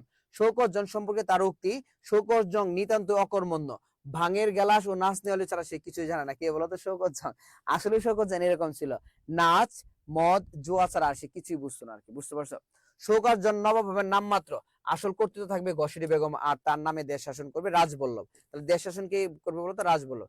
মানিক চাঁদ, আচ্ছা এটা কি ছিল? মানিক চাঁদ। হ্যাঁ, 1756 সালে কলকাতা দুর্গ দখলের পর সিরাজ তাকে আলীনগরের দেওয়ান নিযুক্ত করেন। ঠিক আছে, তাহলে আলীনগরের দেওয়ান কাকে নিযুক্ত করেন বলতো? মানিক চাঁদকে। আলীনগরের দেওয়ান কাকে নিযুক্ত করেন বলতো? মানিক চাঁদকে। ষড়যন্ত্রের কারণে সিরাজ তাকে কারাগারে পাঠান ও 10 লাখ টাকা মুসলেকের মাধ্যমে মুক্তি দেন। রাজবল্লভের মতে তার মুক্তির মূল্য 50 কোটি টাকার কম না। কত টাকা কম না বলতো? 50 কোটি টাকার কম না। হলওয়েল, প্রকৃত নাম জন জেফনিয়া। তাহলে হলওয়েলের প্রকৃত নাম কি বলতো? জন জেফনিয়া। হলওয়েলের প্রকৃত নাম কি? জন জেফনিয়া। উপাধি হচ্ছে সার্জন, কোম্পানির ঘুষখোর ডাক্তার। তাহলে কোম্পানির ঘুষখোর ডাক্তার কে বলতো? এই হলওয়েল। কোম্পানির ঘুষখোর ডাক্তার কে বলতো? হলওয়েল। তিনি ক্লেটনকে নবাবের কাছে আত্মসমর্পণের পরামর্শ দেন। ঠিক আছে, ক্লেটনকে নবাবের কাছে কি করেন? আত্মসমর্পণের পরামর্শ দেন। দুর্গ প্রাকারে না সাদা পতাকা ওড়াও, দুর্গ প্রাচীরে সাদা পতাকা ওড়াও, দুর্গ প্রাচীরে, দুর্গ প্রাচীরে কি সাদা পতাকা ওড়াও। আর সাদা পতাকা হচ্ছে কি বলতো? শান্তির নিশান। তাহলে শান্তির নিশান কি বলতো? সাদা পতাকা। ঠিক আছে, যুদ্ধ বন্ধ করার নিশান হচ্ছে সাদা পতাকা। মোহাম্মদী বেগ সিরাজের হত্যাকারী। তাহলে মোহাম্মদী বেগ কে ছিল বলতো? সিরাজের হত্যাকারী। মোহাম্মদী বেগ কে ছিল? সিরাজের হত্যাকারীর নাম কি? মোহাম্মদী বেগ। 10,000 টাকার লোভে মিরনের প্ররোচনায় সে নবাবকে খুন করে। তাহলে কত টাকার লোভে বলতো? 10,000 টাকার লোভে। কার প্ররোচনায় বলতো? মিরনের প্ররোচনায়। কাকে খুন করে বলতো? নবাবকে খুন করে। নবাব তার কাছে 2 রাকাত নামাজ পড়ার সময় ছিল, সে লাঠি দিয়ে নবাবকে ফেলে দেয়। কত খারাপ! ও ছুরির আঘাতে হত্যা করে, অথচ নবাবের পিতা তাকে আপন সন্তানের মতো লালন পালন করেন এবং নবাবের মাতা হইচই করে তার বিয়ে দেন। নাটকের সবচেয়ে জঘন্য চরিত্র কোনটা বলতো? মোহাম্মদী বেগ। এই নাটকে, সিরাজউদ্দৌলা নাটকের জঘন্য চরিত্র কি বলতো? মোহাম্মদী বেগ। এই সিরাজউদ্দৌলা নাটকের জঘন্য চরিত্রকে মোহাম্মদী বেগ। কত টাকার বিনিময়ে? 10,000 টাকা। অগ্রিম কত দিয়েছিল? 5,000 টাকা। অগ্রিম কত দিয়েছিল? 5,000 টাকা। ওয়ার্ডস, ইস্ট ইন্ডিয়া কোম্পানির পক্ষ থেকে কাশিম বাজার কুঠির পরিচালক। আলীনগর সন্ধি অনুসারে সে ছিল নবাবের দরবারে ইংরেজ প্রতিনিধি। ঠিক আছে, তাহলে কোন প্রতিনিধি ছিল বলতো? ইংরেজ প্রতিনিধি। ওয়ার্ডস, পলাশী যুদ্ধের পর কোম্পানি থেকে বরখাস্ত করে ক্লাইভ ওয়ার্ডস নবাবের ইচ্ছার বিরুদ্ধে নন্দকুমার ঘোষ খাইয়ে চন্দননগর ধ্বংস করে। ঠিক আছে, আমরা দেশে বাণিজ্য করতে এসেছি, রাজনীতি আমরা কেন করবো? এটা কে বলছে বলতো? ওয়ার্ডস বলছে। কে বলছে? ওয়ার্ডস বলছে। উমিচাঁদ নাটকে দ্বৈত আচরণকারী খল চরিত্রকে বলতো? উমিচাঁদ কলকাতা অভিযানের পর সিরাজ তাকে মুক্তি দেয়, নিজেকে ইংরেজদের খাদেম ও দৌলতের পূজারী বলে। তাহলে উমিচাঁদ কি করে বলতো? ইংরেজদের খাদেম ও দৌলতের পূজারী। নিজ থেকে সে ইংরেজদের সহায়তা করার প্রস্তাব দেয়। 5,000 টাকা নিজের জন্য, 12,000 টাকা মানিকচাঁদের তহবিলে দেওয়ার শর্তে সে মানিকচাঁদকে হাত করে নেয়। জন্মগতভাবে সে ছিল লাহোরের অধিবাসী শিখ সম্প্রদায়ের লোক। জন্মগতভাবে সে কি ছিল বলতো? লাহোরের অধিবাসী শিখ সম্প্রদায়ের লোক। সে উভয় পক্ষেই তথ্য আদান প্রদান করত। কার পক্ষে? ইংরেজের পক্ষে, আবার কি সিরাজের পক্ষে। সিরাজেরও বিশ্বস্ত ছিল, ইংরেজেরও বিশ্বস্ত ছিল। কে বলতো? উমিচাঁদ। এই টাইপের লোকের আশেপাশেও থাইকো না, খুব খারাপ, খুব খারাপ। পলাশীর যুদ্ধে জয়লাভ করলে ইংরেজদের থেকে 30 লাখ টাকা চায়। কত টাকা চায়? 30 লাখ টাকা। যার ফলে ক্লাইভ দুটো চুক্তি করে। রায়দুল্লভ তাকে বলেছে জাহেল মূর্খ, ডেক বলেছে এজিকের বিশ্বাসঘাতক। ঠিক আছে, তাহলে রায়দুল্লভ কি বলছে? জাহেল মূর্খ। কে বলতো? উমিচাঁদ। আর ডেক বলছে এ যুগের বিশ্বাসঘাতক। কে বলতো? উমিচাঁদ। এ যুগের বিশ্বাসঘাতক কে? উমিচাঁদ। আর মির্জাফর বলেছে কালকেউটে। এই মির্জাফর কি বলছে বলতো? কালকেউটে। কালকেউটে কে বলছে বলতো? মির্জাফর। তার সম্পর্কে ডেকের উক্তি, a perfect scoundrel is this Umichand. Oh my God, কি কথা বলে দেখো। A perfect scoundrel is this Umichand. A perfect scoundrel is this Umichand. তার বিখ্যাত উক্তি, আপনারা এই দেখো, এই পাইছি পাইছি পাইছি পাইছি পাইছি পাইছি পাইছি। গুরুত্বপূর্ণ লাইন, মজার লাইন, হাসতে হাসতে মরে যাবে। কি লিখছে? আপনারা সর শুদ্ধ দুধ খেয়েও গুফ শুকনো রাখেন, আর আমি দুধের হাড়ির কাছে যেতে না যেতে হাড়ির কালি মেখে গুলবাগা বনে যাই। ঠিক আছে, মানে কথাটা বুঝছো তো নাকি? যে অনেক সময় দেখা যায় গড়ের ইত্যাদি ইত্যাদি, যে তুমি টাকা নাও নাই, দুষতেছে কার বলতো? তোমাকে। কিন্তু এমনও ব্যক্তি আছে যে টাকা সব সময়ই নেই। ঠিক আছে, এটা তোমরা বুঝতেছো, কিন্তু দিন শেষে দোষ টাকার তোমার নিজের, দোষ টাকার তোমার নিজের। এই জন্য কি বলতেছে? যে আপনারা সর শুদ্ধ দুধ খেয়েও গোফ শুকনো রাখেন, আর আমি দুধের হাড়ির কাছে যেতে না যেতে হাড়ির কালি মেখে গুলবাগা মনে যাই। ঠিক আছে, দৌলত আমার কাছে ভগবানের দাদা মশাইয়ের চেয়ে বড়। এই কথাটা অনেক মজার। ঠিক আছে, টাকা এত বেশি ইম্পর্টেন্ট তার কাছে। দৌলত আমার কাছে ভগবানের দাদা মশাইয়ের চেয়ে বড়। তাহলে কি আমার কাছে ভগবানের দাদা মশাইয়ের চেয়ে বড় বলতো? দৌলত। কি বলতো? দৌলত। ড্রেক ইস্ট ইন্ডিয়া কোম্পানির কলকাতার ইংরেজ গভর্নর। তাহলে ইস্ট ইন্ডিয়া কোম্পানির কলকাতার ইংরেজ গভর্নর কে বলতো? ড্রেক। 1756 সালে কলকাতার ফোর্ট উইলিয়াম দুর্গ রক্ষা করার চেষ্টা করে। সিরাজ তার বাড়ি কামানের গোলায় উড়িয়ে দিতে বলেন। কৃষ্ণবল্লভকে কেন্দ্র করে নবাবকে উদ্ধত ভাষায় চিঠি দেয় কে বলতো? ড্রেক। ক্লাইভ মাত্র 17 বছর বয়সে ভারতে আসে। কত বছর বয়সে বলতো? 17 বছর বয়সে। মির্জাফরকে বাংলা সিংহাসনে বসালে প্রকৃত শাসনকর্তা ছিল কে বলতো? এই রবার্ট ক্লাইভ। খুব খারাপ মানুষ। 1744 সালে সে আত্মহত্যা করে। তার মানে যে বলছিলাম 1774 সালে কি করে আত্মহত্যা করে, সে এর আগেও 3 থেকে 4 বার আত্মহত্যা করতে গেছিল, কিন্তু করতে পারে না। নানা রকম জন্তু জানোয়ারের আদব কায়দা সম্পর্কে পারদর্শী। তার কূটবুদ্ধি অনুসারে উমিচাঁদের বিরুদ্ধে দুটো দলিল করা হয়। তার উক্তি, যার প্রধান সেনাপতি বিশ্বাসঘাতক, যার কাজানসি দেওয়ান আমির সবাই প্রতারক, তার কোনো ক্ষমতা থাকে না। You are sacrificing the nawab and not country. ঠিক আছে, এই কথাটা ভালো বলছে, যে প্রধান সেনাপতি যদি তোমার কি হয়, বিশ্বাসঘাতক হয়, তাহলে তুমি তো আসলে দেশ চালাতে পারবে না। এটাই স্বাভাবিক ব্যাপার। ঠিক আছে, ইংরেজরা অনেক জ্ঞানী ছিল ভাইয়া। জর্জ অধিনায়ক এনসাইড পিকার্ডের প্রধানের সংবাদ দেন। মার্টিন কে ছিল? ড্রেক তাদের কোম্পানির ঘুষখোর কর্মচারী বলে। ঠিক আছে, কোম্পানির ঘুষখোর কর্মচারীকে মার্টিন, আর ঘুষখোর ডাক্তারকে হলোয়েল। ঘুষখোর ডাক্তার হচ্ছে হলোয়েল, আর ঘুষখোর কর্মচারী কে বলতো? মার্টিন। ঘুষখোর কর্মচারীকে মার্টিন। ঘুষকে, ঘুষ কথাটার অর্থই বদলে গেলে আপনার ড্রেক। তার কোম্পানি 70 টাকা বেতনের কর্মচারী কিন্তু 20,000 টাকার bank balance. How can it possible? একদম এই কথাটা দ্বারা বর্তমান সরকারি চাকরিজীবীদের কি মিন করে, বুঝতে পারছো? যে 40,000 টাকা বেতন পেয়ে ঢাকা শহরে কিভাবে ফ্ল্যাট থাকে, 2-3টা গাড়ি কিভাবে থাকে, এলাকায় জমি জমা এত বেশি কিভাবে থাকে? This is question. এই কোয়েশ্চেনের আনসার যদি সহজভাবে পেতে চাও, আমরা জানি যে দুর্নীতিবাজ, ঠিক আছে? এই দুর্নীতির টাকাটা তারা নিচ্ছে আমাদের পকেট খালি করে, রাইট? আর নয় আমাদের সবার পকেটে, তোমার পকেটে টাকা থাকতো, আমার পকেটে টাকা থাকতো। কারণ দেশ মাথাপিছু আয় বলে একটা কি আয় আছে, যে আয়টা তোমার, যে আয়টা আমার। কিন্তু এই আয়টা কোথায় যাচ্ছে বলতো? এই আয়টা তাদের পকেটে যাচ্ছে। এই ভাই, বেনজির ভাই হচ্ছে 1700 কোটি টাকার মালিক, একজন আইজিপি, ঠিক আছে? আচ্ছা আমাকে বলো, একজন মানুষের লাইফে কত টাকা দরকার? 5 কোটি, 10 কোটি, 20 কোটি? তাহলে 1700 কোটি টাকা কোনোভাবে দরকার হয় না। কিন্তু যখন মানুষ এই জায়গায় ঢুইকা যায় দুর্নীতির মধ্যে, তখন কত কোটি টাকা কামাবে সে চিন্তাই করতে পারে না। এই তোমার ওসি প্রদীপ কক্সবাজারের, সে যে সিনহাকে হত্যা করলো, চিন্তা করে দেখো কতটুকু কোটি টাকা মালিক, 500 কোটি টাকার মালিক। এ কয়দিন আগে ধরা পড়লো শাহিন না কি জানি নাম, সে হচ্ছে তোমার 2,000 না 3,000 কোটি টাকার মালিক। এই ভাই, এত টাকা লাগবে কেন? দুর্নীতি করবি একটু কম কর নাকি ভাই? একদম সব লুইটা পুইটা দুর্নীতি করার কোনো মানে আছে? সরকারি চাকরিজীবী যদি গাড়ি থাকার কথা না, একটা গাড়ি এনাফ, কিন্তু এর চেয়ে বেশি সম্পদ থাকলে তোমরা ভাববা যে সে দুর্নীতিবাজ, আর কোনো কথা নাই। বুঝতে পারছো কেন? কারণ 40,000 টাকা 50,000 টাকা বেতন পাইলে, বাই হাইস্ট যদিও পায় 60 থেকে 70,000, মান্থলি খরচ আছে ভাই ফ্যামিলি সহ 60-70,000 টাকা। তাহলে সে ইনকামটা যে মানে জমাবে, সে যে একটা মানে জমায়া টাকা কাজ করবে, এই টাকাই তো তার কাছে নাই। চিন্তা করছো এখন? যাই হোক, আমরা এই হিসেবে না যাই। তাহলে এই যে এই কথাটা দ্বারা একদম বুঝতে পারি বাংলাদেশের বর্তমান সরকারি চাকরিজীবীদের বেশিরভাগই অবস্থা হচ্ছে এটা, বেশিরভাগই অবস্থা। শওকত জং সিরাজ তাকে বিদ্রোহী ঘোষণা করে। মীর মুন্সি নবাবের বিশ্বাসী লোক ছিল, কিন্তু রাজবল্লভের বুদ্ধিতে সে নবাবের আসল চিঠি গোপন রেখে নকল চিঠি কোম্পানির কাছে পাঠায়। এই মীর মুন্সি আর একটা খারাপ মানুষ। কমর বেগ, মীর জাফরের গুপ্তচর উমর বেগের ভাই। উমর বেগ কে ছিল বলতো? উমর বেগ ছিল তোমার মীর জাফরের গুপ্তচর। এই উমর বেগ কে ছিল বলতো? মীর জাফরের গুপ্তচর। শেষ। তাহলে মীর জাফর উমর বেগের দত্তরি ভুলে গেছি।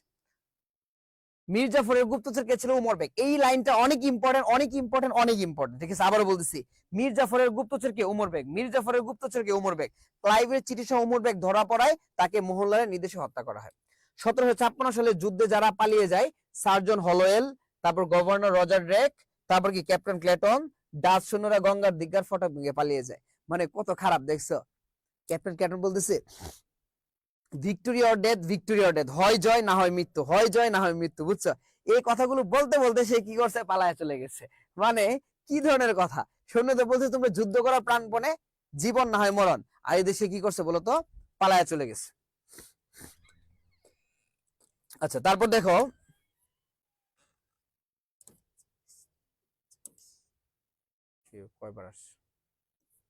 নাটকের মূল ভাব। 1757 সালের 23শে জুন সংগঠিত পলাশী যুদ্ধের আগে ও পরের ঘটনা নিয়ে রচিত সিকান্দার আবু জাফরের সিরাজউদ্দৌলা একটি ইতিহাস নির্ভর করুণ রসাত্মক নাটক। তাহলে কি নির্ভর? ইতিহাস নির্ভর। আর কি নাটক বলতো? করুণ রসাত্মক। এই কোশ্চেনটা আসছে, অনেকবার আসছে। তাহলে কি রসাত্মক বলতো? করুণ রসাত্মক। এই কি রসাত্মক বলতো? করুণ রসাত্মক। নাটকের এক অনিবার্য ভয়াবহ পরিণতির দিকে এগিয়ে যাওয়া সত্ত্বেও নিজের লক্ষ্যে স্থির থাকার মধ্য দিয়ে সিরাজউদ্দৌলাকে নাট্যকার ট্র্যাজেডি নায়কের মতো অসামান্য উচ্চতা নিয়ে গেছেন। এই নাটকের মাধ্যমে নাট্যকার বাঙালিকে এই বার্তা পৌঁছে দিয়েছেন যে সিরাজউদ্দৌলা ষড়যন্ত্রের শিকার হয়েছেন, আর ষড়যন্ত্র টের পেয়েও ঔদার্য ও মানবিকতায় আমৃত্যু আস্থাশীল থাকার কারণে ষড়যন্ত্রকারীদের বিরুদ্ধে কঠিন হতে পারেননি। কে বলতো? সিরাজ। কে পারেননি বলতো? সিরাজ। এর পরের ক্লাসটা 4:45 নিব, একটু গ্রুপে বলে দাও। গ্রুপে তুমি অ্যাড না থাকলে অ্যাড হয়ে যাও, ম্যাগনেট বলে অ্যাড করে দিবে তোমাকে, দুইটা গ্রুপে, হোয়াটসঅ্যাপ গ্রুপে অ্যাড হও। নবাব সিরাজউদ্দৌলা ছিলেন নবাব আলীবর্দীখার দৌহিত্র। নবাব সিরাজ কে ছিলেন? নবাব আলীবর্দীর নাতি। 1752 সালের মে মাসে আলীবর্দী খাঁ সিরাজউদ্দৌলা তার উত্তরাধিকারী হিসেবে ঘোষণা করেন। কত সালে বলতো? 1752 সালে। এই সময় ইউরোপীয় কোম্পানিগুলো বাংলার ভবিষ্যৎ নবাবকে অভিনন্দন জানায়। 1756 খ্রিস্টাব্দে 10 এপ্রিল নবাব আলীবর্দী খাঁর মৃত্যু হলে সিরাজউদ্দৌলা তার স্থলাভিষিক্ত হন। কত সালে বলতো? 1756 খ্রিস্টাব্দে 10 এপ্রিল, ঠিক আছে? 1752 সালে ঘোষণা করছে যে সিরাজে নবাব হবে, আর 1756 সালে 10 এপ্রিল আলীবর্দী খাঁ মৃত্যুর পর সিরাজউদ্দৌলা তার স্থলাভিষিক্ত হন। ইস্ট ইন্ডিয়া কোম্পানির নানা কার্যকলাপে তরুণ নবাব সিরাজউদ্দৌলা ছিলেন অসন্তুষ্ট। তাহলে ইস্ট ইন্ডিয়া কোম্পানি ওই যে অত্যাচার করার কারণে, যেটা বলছিলাম, প্রথমত তারা নবাবের অনুমতি ছাড়া ফোর্ট উইলিয়াম দুর্গ নির্মাণ করে। তার প্রথম কাজ কি করে? যে নবাবের অনুমতি ছাড়া তারা কি করে? ফোর্ট উইলিয়াম দুর্গ কি করে? নির্মাণ করে। বল। হ্যাঁ হ্যাঁ হ্যাঁ, বাড় দে। দ্বিতীয়ত, মুঘল শাসকদের প্রদত্ত বাণিজ্যিক সুবিধার অপব্যবহার করতে থাকে, ফলে সরকার বিপুল অঙ্কের রাজস্ব থেকে বঞ্চিত হয়। তৃতীয়ত, তারা সরকারি তহবিল তছনছকারী কৃষ্ণদাসকে রাজবল্লভের পুত্র আশ্রয় প্রদান করে ইংরেজের যদি প্রচলিত অবস্থার পরিবর্তন ঘটায় এবং মুর্শিদ কুলি খান প্রদত্ত বিধি ও শর্তানুসারে বাণিজ্য করতে সম্মত, তাহলে নবাব তাদের ক্ষমা করায় ঘোষণা দেন। এই প্রথমত, দ্বিতীয়ত, তৃতীয়ত, এই তিনটা কারণ অনেক ইম্পর্টেন্ট। এই তিনটা কারণ মাথায় রাখো, ঠিক আছে? আমি তোমাদেরকে এখনই পিডিএফ দিয়ে দিব। কিন্তু ইস্ট ইন্ডিয়া কোম্পানির কর্ণধাররা তা আমলে না নিয়ে নবাবের প্রেরিত দূতকে অপমান করে। এতে ক্ষুব্ধ হয়ে ইংরেজদের সমুচিত শিক্ষা দেওয়ার জন্য নবাব সিরাজউদ্দৌলা প্রথমে কাশিমবাজার কুঠি অবরোধ করেন এবং পরবর্তী সময়ে কলকাতা অধিকার করে ইংরেজদের বিতাড়িত করেন। ইংরেজ পক্ষের গভর্নর ড্রেক গোপনে পালিয়ে যান, কিন্তু ধূর্ত কর্নেল ক্লাইভ মাদ্রাজ থেকে অধিক সংখ্যক সৈন্য সামন্ত নিয়ে এসে কলকাতা দুর্গ পুনর্দখল করেন। তারপর চলে মুর্শিদাবাদে নবাবের সাথে দর কষাকষি। ক্লাইভ ছিলেন যেমন ধূর্ত তেমনি সাহসী, আবার যেমন মিথ্যাবাদী তেমনি কৌশলী। চারদিক থেকে ষড়যন্ত্রের জাল বিস্তার করে তিনি তরুণ নবাবকে বিভ্রান্ত ও বিব্রত করার জন্য আপ্রাণ চেষ্টা করতে থাকেন। ধূর্ত ক্লাইভ, ধূর্ত মানে চালাক, ক্লাইভ নবাবের অধিকাংশ লোভী, স্বার্থপর, সৎ ও বিশ্বাসঘাতক অমাত্য সেনাপতিকে বিপুল উৎকোচ সহ নানা প্রকার প্রলোভন দিকে নিজের দলে ফিরিয়ে নেন। ঠিক আছে, এটা রাজনীতির আরেকটা পর্যায়ে, মানে ওখান থেকে কিংবা একটা প্রতিষ্ঠান আরেকটা প্রতিষ্ঠানের কর্মচারী নিয়ে আসলে বেশি টাকা দিলে চলে আসে। সিরাজউদ্দৌলা এই ষড়যন্ত্র টের পেয়ে ঔদার্যের কারণে আস্থা হারান এবং ঘনিষ্ঠজনদের প্রতি কঠোর ও নির্মম হতে পারেননি। এবার ক্লাইভ সরাসরি নবাবের বিরুদ্ধে যুদ্ধ ঘোষণা করেন, এই পলাশীর প্রান্তরে যুদ্ধ ঘোষণা করছে। ঠিক আছে, 1757 জুন পলাশীর প্রান্তরে ক্লাইভের নেতৃত্বে যুদ্ধ শুরু হয়। তাহলে কার নেতৃত্বে যুদ্ধ শুরু হয়? ক্লাইভের নেতৃত্বে। এই যুদ্ধ সততার আর বিশ্বাসঘাতকতার। তাহলে এই যুদ্ধ কিসের বলতো? সততা মানে ছলনা। ঠিক আছে, ইংরেজের তুলনায় সিরাজউদ্দৌলার সৈন্য, গোলাবারুদ, কামান ছিল বেশি। তাহলে ইংরেজের তুলনায় সিরাজের সবকিছু কি ছিল? বেশি ছিল। বিপুল সমর সামর্থ্য থাকার পরও নবাব সিরাজউদ্দৌলা পরাজিত হলেন, কারণ সিরাজউদ্দৌলার অধিকাংশ সেনাপতি যুদ্ধে অংশগ্রহণ না করে নিষ্ক্রিয় ছিলেন। নবাবের আস্থাভাজন যে কয়েকজন সামরিক কর্মকর্তা ছিলেন তারাও একের পর এক মৃত্যুবরণ করতে থাকেন। নবাব বাধ্য হলেন যুদ্ধক্ষেত্র ত্যাগ করতে। সিরাজউদ্দৌলার এই পলায়ন জীবন রক্ষার্থে নয়, পুনরায় শক্তি সঞ্চয় করে স্বাধীনতা বজায় রাখার আকাঙ্ক্ষায়। তিনি সফল হননি।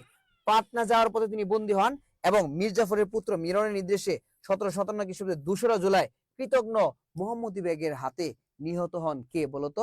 সিরাজ। আবারও বলছি, এই নাটকের সবচেয়ে জঘন্য চরিত্র কে বলো? এই তোমরা এটা কমেন্ট করো। হ্যাঁ, এই নাটকের সবচেয়ে জঘন্য চরিত্র কে বলো? মোহাম্মদী বেগ।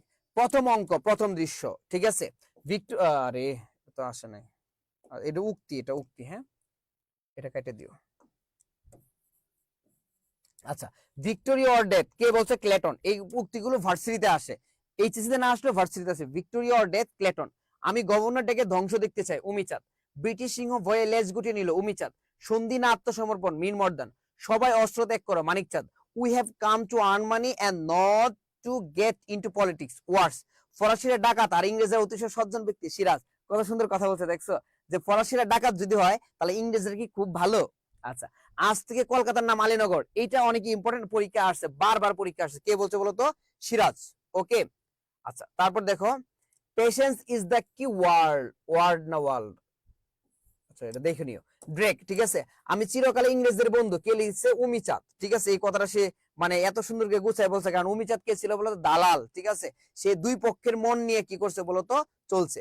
10 দিকে 10টি খালি হাত ভর্তি করতে হিমশিম খেয়ে যাচ্ছে ইংরেজ, ডাচ আর ফরাসিরা। কে? কিলপ্যাট্রিক। ঠিক আছে, দুদিনে শুকিয়ে মরুভূমি হয়ে গেছি, হলওয়েল। আচ্ছা, এগুলো একটু উক্তিগুলো দেখে নিও। এইচএস এর জন্য আমাদের গুরুত্বপূর্ণ না, তবে আমাদের এই অ্যাডমিশনের জন্য গুরুত্বপূর্ণ, দেখে নিলে হবে আর কি। হ্যাঁ,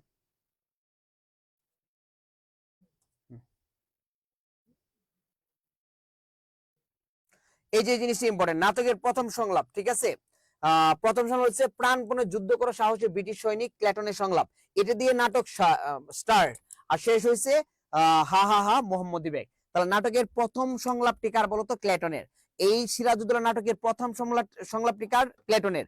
আর শেষ সংলাপটি কার বলতো? মোহাম্মদী বেগ। এই দুইটাই ইম্পর্টেন্ট, এইচএসসি তো আসে, অ্যাডমিশনে আসে। ঠিক আছে, তাহলে সিরাজউদ্দৌলা নাটকের প্রথম সংলাপটি কার? ক্ল্যাটন। আর শেষ সংলাপটি মোহাম্মদী বেগ। কি রে ভাই, আর কি আছে? এইটা তো পারবি তোরা, বুঝছো? সেগুলো পড়ে নিবি, বুঝছো? সেগুলো তো পড়ায় দেওয়ার কিছু নাই, আছে? ওরে বাপ রে বাপ। এই দেখ, অনুধাবন প্রশ্ন, দেখছস? যা পড়াইছি সব কমন পড়ে যাবে ইনশাআল্লাহ। একদম পিডিএফ দিয়ে দিচ্ছি, জাস্ট একবার চোখ বুলিয়ে নাও, একবার চোখ বুলিয়ে নাও।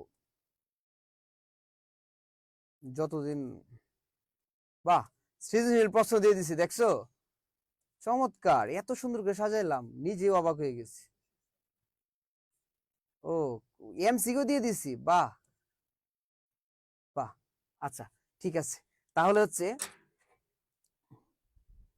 সিরাজকে মেরে ফেলার পর মোহাম্মদ বেগ হাসে। একটা কোশ্চেন করবো, এই আনসারটা জানি তোরা সবাই পারবি, তারপর দেখি পারস কিনা। কোশ্চেনটা হচ্ছে সিরাজকে কার নির্দেশে হত্যা করা হয় বল।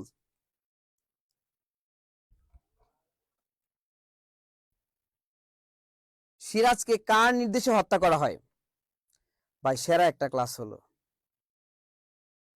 ভাইয়া এই গল্পটা আমার কাছে অনেক কঠিন লাগতো, কিন্তু আপনি অনেক সহজ করে দিয়েছেন। আরে বলি নাই তো এখনো প্রশংসা করতে, একটু পরে না করবি, ঠিক আছে? আগেই বলা শুরু করে দিয়েছিস, ভালো লাগতেছে। বাহ। এই যে আফিয়া সিদ্দিক, তোর কানের নিচে একটা মারবো, তুই ক্লাইভের কথা বললি কেন? এই রকিবুল ইসলাম, এতক্ষণ কই ছিলি? বেটা তোদেরকে কি পড়াই দেখ, তোরা আমার ছোট ভাই বোনের কাতারের মধ্যে পড়স না।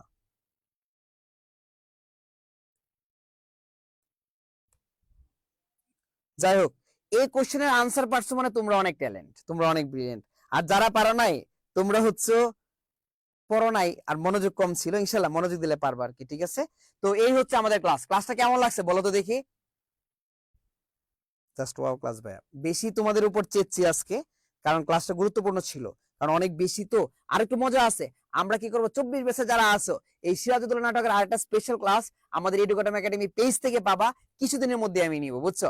ওই এই ক্লাসটা তো তোমার কি আমরা অফলাইনে নিছি, এতটা গল্প করতে পারি নাই, কারণ এখন আবার আরেকটা ক্লাস আছে, বুঝছো? এই জন্য তোমাদেরকে যতটুকু পারি আমি কথা কম বলে নিছি। আমরা নেক্সট ক্লাসটা এডুকেটম একাডেমি পেজ থেকে নিব, এবং চমৎকার একটা ক্লাস হবে, ওই ক্লাসে তোমরা জয়েন দিবা, ঠিক আছে? আর একটু বিস্তারিত একদম বলে দিব, হ্যাঁ? আলহামদুলিল্লাহ, এইগুলোতে সচরাচর পড়া হয় না, আজকে পড়লাম তো আলহামদুলিল্লাহ, অনেক অনেক ভালো লাগলো। ওয়াও ওয়াও ওয়াও, অসাধারণ ভাইয়া, ক্লাইভের আলহামদুলিল্লাহ আলহামদুলিল্লাহ, ঠিক আছে ঠিক আছে, ভালো তো হবে। আসসালামু আলাইকুম, সবাই ভালো থেকো, হ্যাঁ।